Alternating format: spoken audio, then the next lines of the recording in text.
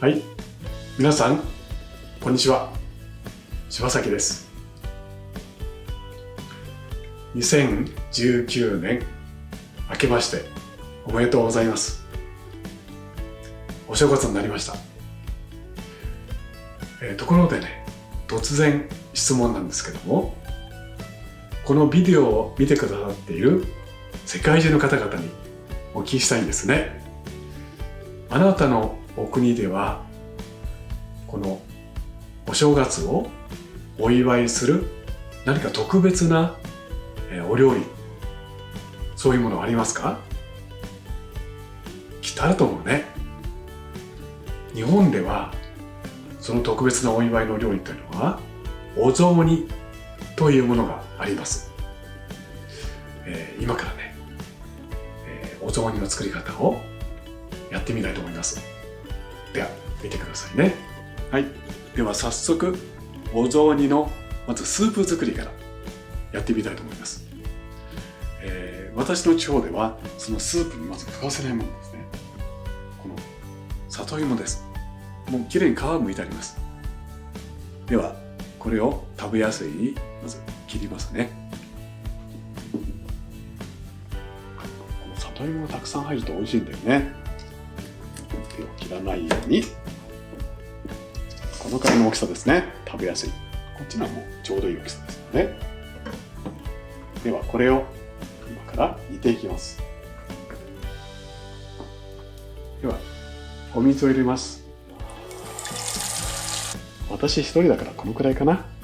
ではここに里芋を入れます。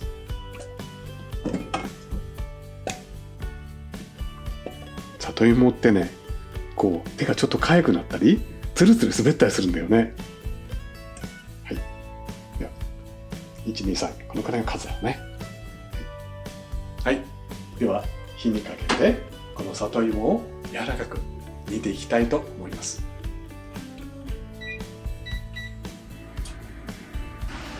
はい、20分ほど経ちました。里芋が煮えたかな、ちょっとチェックしてみますね。あ、柔らかい。もう上手に煮えました。ではこのスープに今から味をつけていきます。火を弱くして、まず入れるもの、日本のお雑煮に欠かせない醤油です。ちょっと目分量でね入れてます。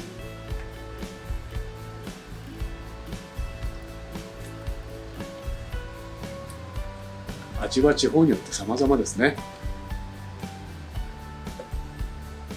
そして少し甘みを出すのにみりんを入れます。私甘いのは好きなのでちょっと多めです。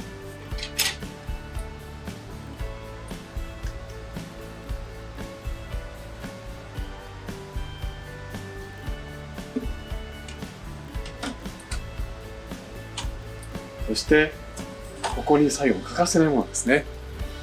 味の決め手です。それは鰹節です。お魚から作った調味料ですね。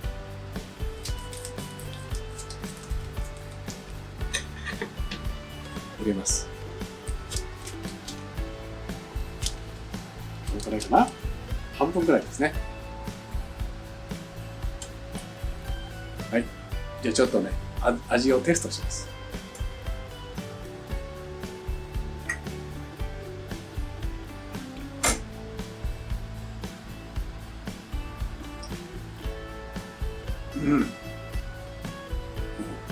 グーです。大変美味しいです。ではスープができたところで、我が家のねお雑煮に欠かせないもう一つの材料をご紹介します。それはねこれなんですよ。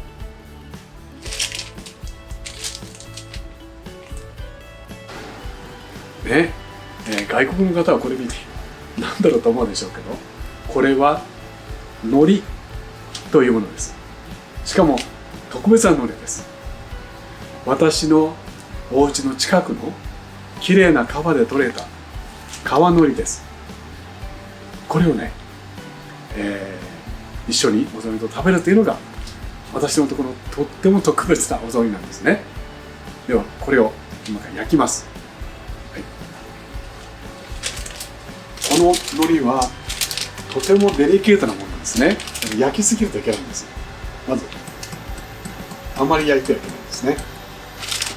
では切ります。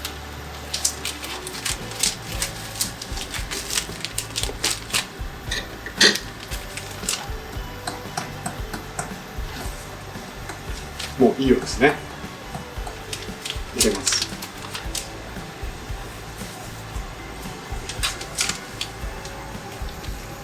もうこの袋を切っていい匂いしますね。海苔のとても香りがいいです。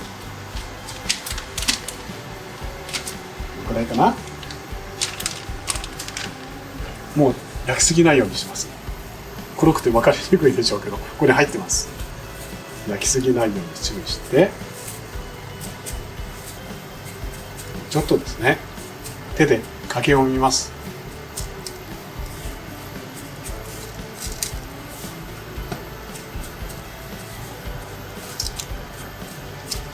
あ、もう良さそうですね。もう終わりです。ではこれをしてこちらに持ってきます。これをここに入れて、とてもデリケートな海苔ですので優しく扱いますね。そしてこれを手で優しく揉みます。パウダー状になるように。はい、こんな感じになるんですよ。すごくいい香りしますね。では海苔も用意できました。はい、ではスープができてきましたので、ここに良いお雑煮に欠かせないお餅ですね。これを入れます。お餅もですね、私のところはこう四角いんですけども、地方によって様々らしいですね。丸いお餅を使うところもあると聞いています。ではこれをスープの中に入れます。お雑煮もできたようですね。では火を止めて、これを器によそいます。今日はお正月なので特別の赤い漆塗りの器です。ではよそいますね。美味しそうだな。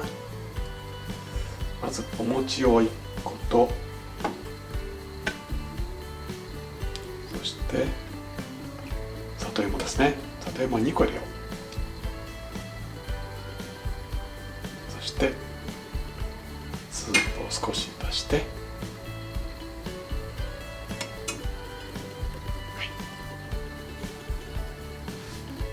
お雑煮の出来上がりです。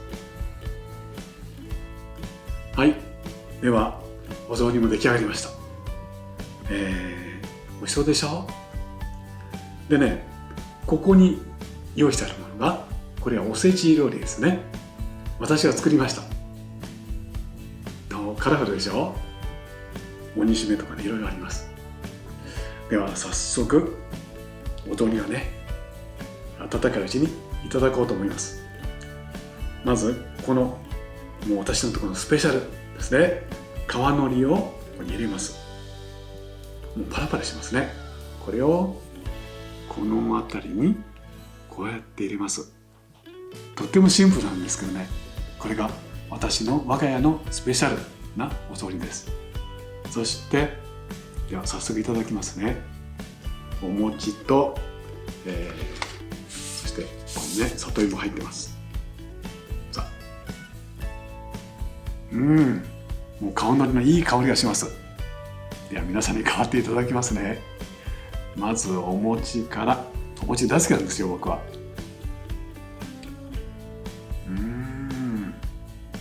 もう喉を通るときね、もう春が来たなーって感じがします。スープはどうかな。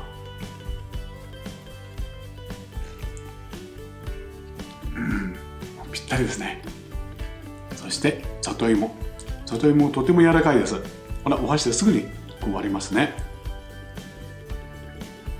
里芋です。これですね。いただきます。トロトロになってます。もう美味しくてとしか言いようがない。お正月が来たなって感じがします。この皮のりの入ったこのお餅と一緒になって香るこの春の香り、これがね、私のうちの特別なお雑煮なんですね。このお雑煮を食べて、お正月を迎えるんですけども、実はこの前にちょっと、準備があります。これですね。これはね、門松を作っているところです。門松というのは神様が私のお家に来てくれるための目印なんですね。なのでとても背の高い竹を門のところに立てます。これが昔からのスタイルの門松ですね。このようにして門松を立ててからお雑煮を祝って新年が今年もいい年でありますように神様一緒にお祈りします。YouTube もね、今年いっぱいね、また私元気に頑張ってたくさん楽しい水彩の動画をアップしていきたいと思ってます。ぜひ楽しみにね、お待ちくださいね。今日は、柴崎のスペシャルな正月料理お雑煮のお話でした。それではまた。